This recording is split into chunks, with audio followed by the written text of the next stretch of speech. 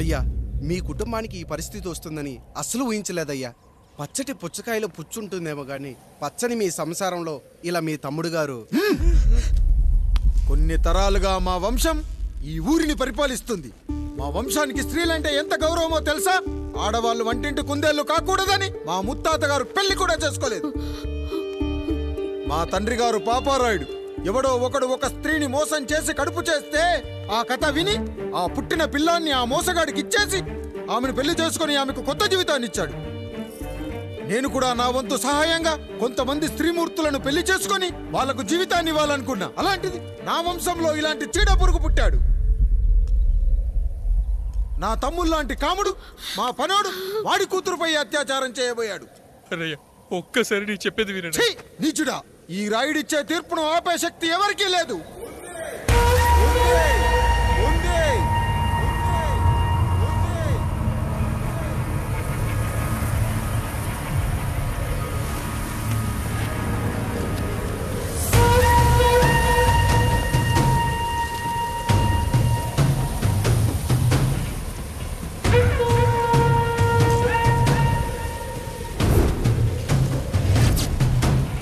గుర్తుపట్టావా పెదరాయుడు?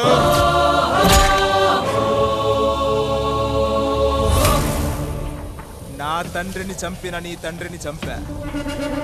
ఇప్పుడు ఆయన కొడుకుగా నీ అంతు చూడటానికి వచ్చాను. ఊరికి నీతులు చెప్పే నీ భాగవతం బయట పెట్టడానికి ఏ శక్తి నిన్ను ఆపబోతుందో చూపెట్టడానికి అసలు సిసలైన మగాడు అడుగు పెట్టబోతున్నాడు. ఎవడిని చూడాలంటే మీ నవరంధ్రాలు కళ్ళుగా మారాలో వాడు రాబోతున్నాడు. చెప్పి వచ్చే తుఫాను కాదు వాడు, వచ్చాక చెప్పుకునే సునామీ వాడు. ఇక వాడిని ఆపటం అంటే ఎవరెస్ట్ ని క్రేన్ తో లేపటమే. పాపారాయుడు, పెదరాయుడు, ఆ రాయుడు, ఈ రాయుడు అని మీ బతుకుల్లో రాళ్లు వేస్తున్న వాళ్ళకి సమాధానం చెప్పటానికి వస్తున్నాడు అసలు సిసలైన Rayudu. So I am presenting you the one and only Android.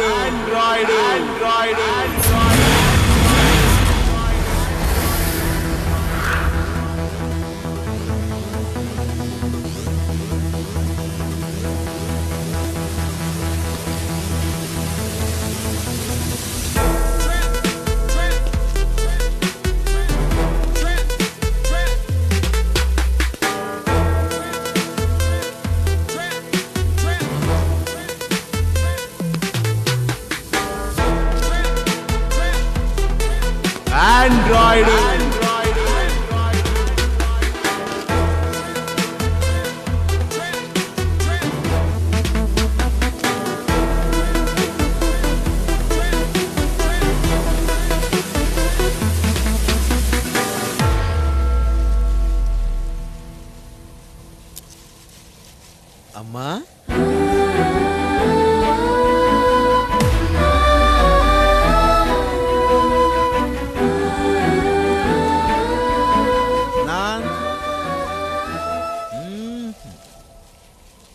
నాన్న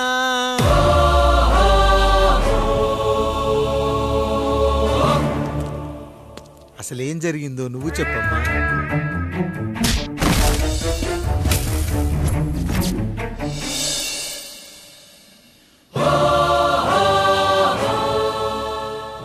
ఏరా పెదరాయుడు, త్రికాలాత్రక ఓరి ఓరోరి ఆపరా నీ ఉన్మత్త గార్తాబారవాలు. ఎంత మర్వెత్తిచ్చిన నువ్వు మరపునకు రాక హృదయశావిల్యమానములైన నీ మదోన్మాద అపరాధం నా మనోవితలమును రయ్యలు చేయుచున్నవే. అహో క్షీర వారాసి జనతారక సుధాకర కొనిదెల నందమూరి అక్కినేని గట్టవనేని మంచు దగ్గుపాటి వంశ సముత్పన్న మహోత్తమ మహా నట పరిపాలిత చిత్ర సామ్రాజ్యమున నూతన వారసుడనై నిజభుజ వీర్య ప్రకంపిత చతుర్దశ భువన సూర్యవరణిలకు భ్రాతా సమానులైన చతుష్టి పితృవులకు అనుజుడనై సింహపురి తీరమున జన్మించి భరతఖండమున సకల జనులచే పరమ పావనిగా కీర్తింపబడుతున్న మహోత్తమ మహిళ ఈ పతివ్రత పండునకు పుత్రుడనై మానధనుడనై మనగడ సాగించు నన్ను చూసి ఈ విశ్వమంతయు ప్రసుడట అని పగులబడిన ఊటయా, అనాథాన్ని అవహేళన చేయుటయా. అహో తన సతులతో తూయుడగు నన్ను పుత్రుడుగా సంభావింపక సన్మానింపక పితృధర్మ పరిదక్షుడై లజ్జా విముక్తుడై ఈ కపట పెదరాయుడు నన్నేల వివాసుని సేవలే. అవునులే, అశుద్ధ స్వరూపుడగు రాయణకు ఎగ్గేమి సిగ్గేమి. వంతు వంతున ఆలికి ముందొక ఆలిని పరిభోగించిన పర్యంతము రచ్చన కర్పించుతో పచ్చ పచ్చ వైభవంలో తేలించు. వీడు తన ఇంట ముగ్ధదాసి సాంగత్యమున నన్ను కని త్యజించినంత మాత్రమున నేనేలా కటకట పడవాలి. ఊర కుక్క ఉచిత జ్ఞానముతో సంభోగించిన సరిపెట్టుకుందునా?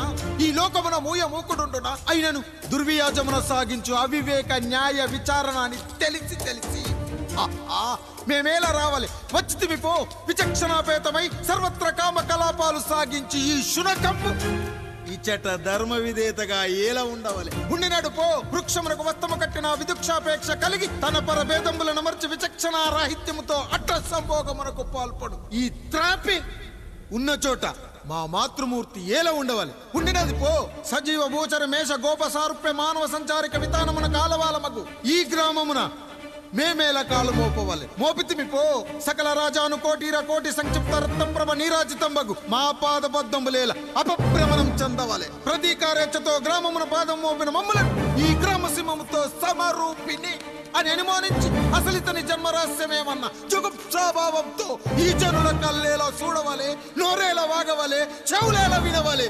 ఆ విధి హతవిధి ఆ జన్మ శత్రుయేనని అనుమానించుచునే అరుదించిన మమ్మ అవమాన బడబానా జ్వాలలు దగ్ధమునర్చుచున్నవమ్మా. విముకుని సుముకుని చేసి మమితకు విజయము చేయించిన నీ విజ్ఞాన విశేష విధాదిత్యములు ఏమైనవి తల్లి?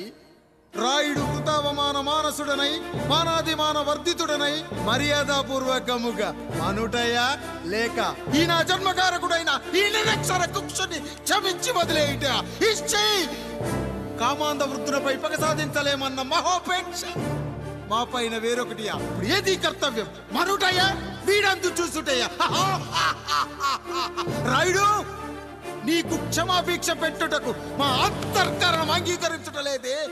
ఈనాయందు ప్రవహించు రుధిరము నీదే కదా, నీదే అని విర్రవీగుతున్న ఈ జనం ధనం భోగం నీ నుంచి అపక్రమించి నిన్ను వివస్థలో గావించి మార్గ పదమధ్యమున సంసర్గముక్తుడ గావించదను. Pedarayudu, time is over and right time starts now.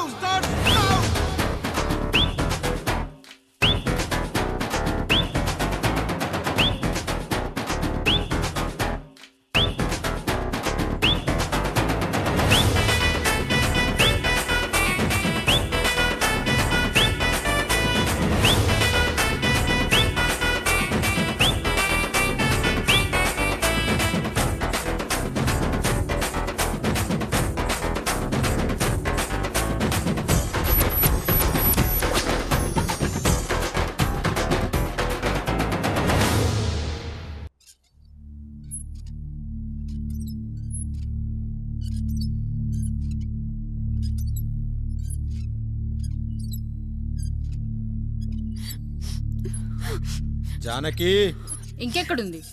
అక్క వెళ్ళిపోయిందండి. పాలక పాలేరుతో అండి. వెళ్లే ముందు ఉత్తరం రాసిచ్చింది, చదవమంటారా? ఏముంది అక్కడ చదవడానికి? మీ మనసులో చాలా మంది ఆడవాళ్ళకి ఖాళీ ఉందేమో కానీ బెడ్రూమ్ లో మంచంలో మట్టికి ఖాళీ లేదండి, అందుకే పోతున్నా అని రాసుంటుంది. అంతేనా వదినా? నువ్వుండు. అమ్మ ఎంత పరువు తక్కువ. ఎవరి గదులో తలుపులేసుకోమని కేకలేశారు, మరిది గారు చెయ్యేశారని తరిమేశారు. పరువు ప్రతిష్ట మన ఇంటికేసిన సొన్నం అన్నారు. తీరా చూస్తే పని మంచితో సరసం సంతానం.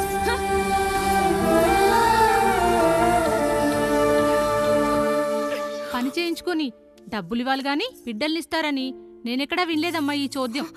ఇంకా మీరు ఆపుతారా? మీరేంట్రా ఏం మాట్లాడరు? ఏం మాట్లాడాలమ్మా?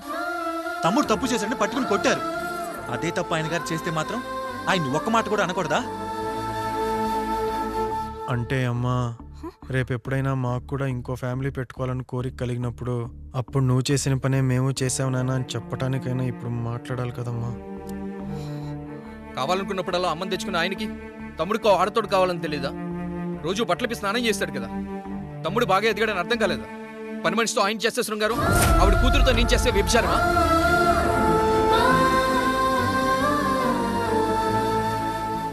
మాట్లాడవేంట్రా కాముడు? నువ్వు కూడా నా చొక్కా పట్టుకొని అడగరా? బాబుగారు అడగరా? అడుగు. నా భార్యకు పుట్టిన బిడ్డ నీ పోలికలతో పుట్టాడు, ఏం చేసావని అడగరా? బాబుగారు అడుగు. ఏమడగమంటారు బాబుగారు? నాకు మీ తమ్ముళ్ళకున్నంత జ్ఞానం లేదు. మా ఇంట్లో ఉండేది నలుగురు, కానీ బాత్రూంలో ఉండేది సబ్బు బిళ్ళ ఒక్కటే. నేను స్నానం చేసిన తర్వాత నా భార్య కూడా ఆ సబ్బుతోనే స్నానం చేస్తుంది. నా భార్య ముట్టుకుందని సబ్బు బిళ్ళ మీద కోపడతామా? ఆ బిళ్ళ కరిగే వరకు, మా మురికి వదిలే వరకు మీరేనయ్యా మా సబ్బు బిళ్ళ. మీ గేదెల్ని కడిగితే తప్పులేని నా పిల్లాని చేతులు మిమ్మల్ని ముట్టుకుంటే మాత్రం తప్పుంటున్నారే. వీళ్ళ ఉద్దేశంలో మీరు పశువు కంటే హీనమనా? ఏమిటి అన్యాయం? నా వరకు ఆ బిడ్డ నా దేవుడిచ్చిన ప్రసాదం. అది పూజారి ఇచ్చాడా ఇంకోటి ఇచ్చాడా నాకు అనవసరం. అయినా పూజారి పొంగలి పెట్టకపోతే దేవుడి మీద కోపం ఎందుకయ్యా? ఏమో, మా కోసం చెమట చిందించి పనిచేసే ఈ కాముడికి నేను చెమటోడ్చి ఒక బిడ్డను ప్రసాదిద్దామని మీరు అనుకున్నారేమో. ఇందులో కూడా నా మంచే కదయ్యా మీరు ఆశించారు. కానీ వీళ్ళు మీ ఔన్నత్యాన్ని ఎప్పటికీ అర్థం చేసుకోలేరయ్యా, అర్థం చేసుకోలేరు. అయ్యా, ఈరోజు మీ పెళ్ళాం పాలేరుతో వెళ్ళిపోయి ఉండొచ్చు, మీ బిడ్డలు ఈరోజు మిమ్మల్ని తిట్టచ్చు. కానీ ఈ కాముడు మిమ్మల్ని ఎప్పుడూ వదిలిపోయాడు. మీ చావును ఈ కళ్ళతో చూసే వరకు మిమ్మల్ని వదిలిపోడయ్యా, వదిలిపో. మీరే మా దేవుడు, మీరే మీరే మీరే మా దేవుడు, మీరే మా దేవుడు, మీరే మా దేవుడు.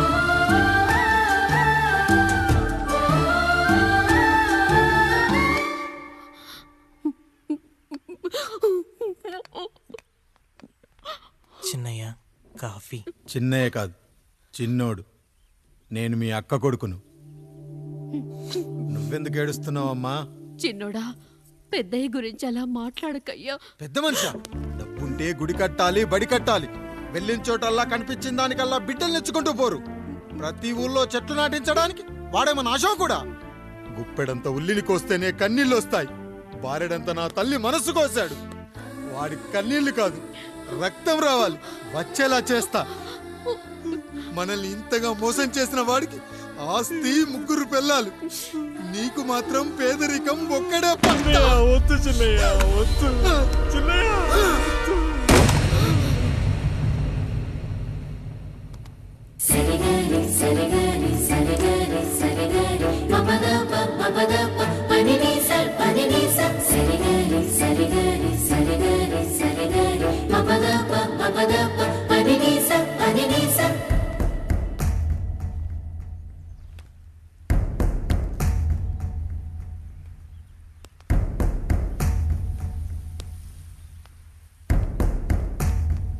నాన్న, నాన్న. బాబుగారు.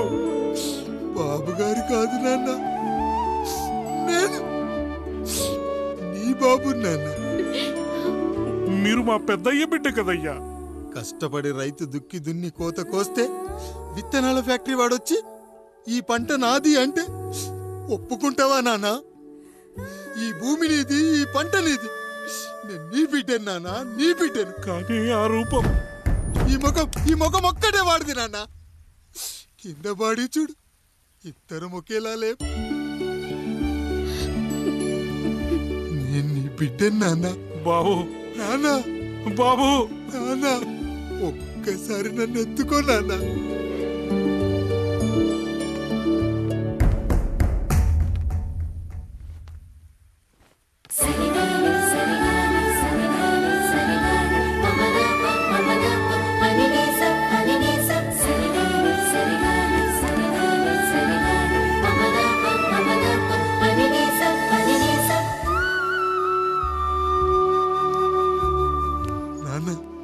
నువ్వెంత మంచివాడివి నాన్న.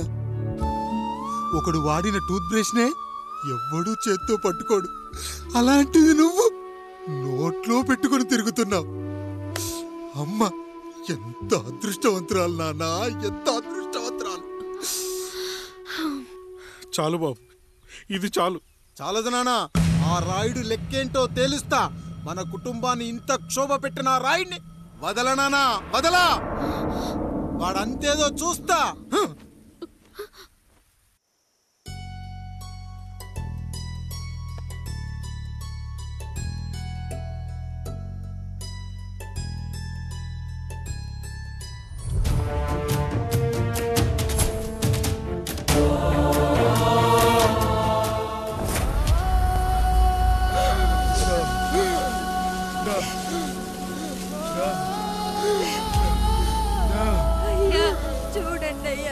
వీళ్ళని చూసాకైనా మీ మనసు కరెక్టే లేదా? తాగటానికి నీళ్లు లేక చావు బతుకుల మధ్య కొట్టుబిట్టాడుతున్నారయ్యా. పచ్చగా ఉండే ఈ ప్రాంతానికి ఏం దిష్టి తగిలిందో ఏమో. భూమిలోనే కాదు మా కళ్ళల్లో కూడా నీరు ఇంకిపోయేలా చేశాడా దేవుడు. ఇకంతా మీ చేతుల్లోనే ఉందయ్యా. చూడమ్మా, వర్షాలు లేక కరువుతో రాష్ట్రం కష్టాన్ని కూడా అరువు తెచ్చుకుని బతుకుతుంది. నా కాళ్ళ మీద పడితే ఏమీ రాదు, పైనుండి వర్షం పడాలి. అయ్యా మినిస్టర్ గారు, మీరైనా ఏదో ఒకటి చెయ్యండి అయ్యా. నేనేం చేయనమ్మా, ఇక ఆ దేవుడే మిమ్మల్ని కాపాడాలి. ఎవడొస్తాడో మిమ్మల్ని కాపాడడానికి.